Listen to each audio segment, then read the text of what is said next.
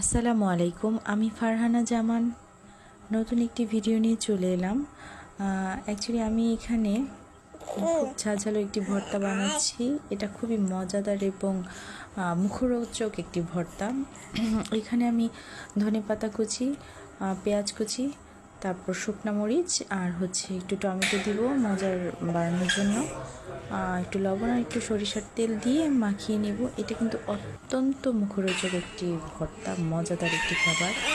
গরম গরম ভাতের সাথে একদম জোস লাগে। আসলে আমি আরেকটি কথা বলতে চাই, আমি কিন্তু একদম নতুন ভিডিও মেক করছি। প্লিজ একটু লাইক দিবেন আমার ভিডিওগুলোতে। আমি জানি খুব ভালো করতে পারি না, কিন্তু একটু চেষ্টা করছি আসলে। Thank you so much.